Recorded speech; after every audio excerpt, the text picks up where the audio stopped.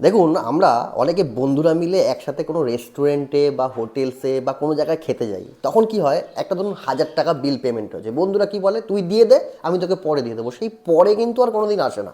আজকে এমন একটা ট্রিক্স দেখাবো যেখানে আপনার যে অ্যামাউন্টটা হবে সেই অ্যামাউন্টটা যতজন বন্ধু মিলে খেতে যাবেন সবার মধ্যে ভাগ হয়ে যাবে। কীভাবে করবেন দেখিয়ে নেন। সবার প্রথমে আপনার ফোনের এই যে গুগল পে অপশানটা আছে সেখানে যান। এই গুগল পেতে যাওয়ার পরে আপনি একটা অপশান দেখতে পাবেন, পে এনিওয়ান। এইখানে যাবেন, আপনি যাকে পেমেন্ট করছেন সেখানে তার নাম্বারটা লিখবেন, কিন্তু তার লেখার আগে একটা অপশান আছে স্প্লিট এক্সপেন্সেস। দেখুন এখানে লেখা আছে, এই জায়গাটায় ক্লিক করবেন।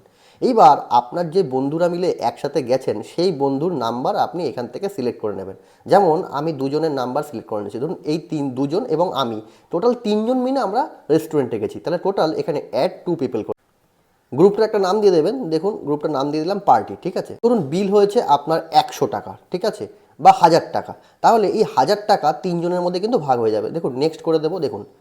এইভাবে এইভাবে 3জনের মধ্যে আপনার নিজের জন্য 333.33, বাপি সাহা যাকে আমি রেখেছিলাম গ্রুপে তার সেম, এবং আরেকজনের একটু বেশি লাগছে, দিয়ে সেন্ড রিকোয়েস্ট করে দেবেন। তাহলেই কিন্তু এই পেমেন্টটা সবার মধ্যে সমান ভাগ হয়ে যাবে।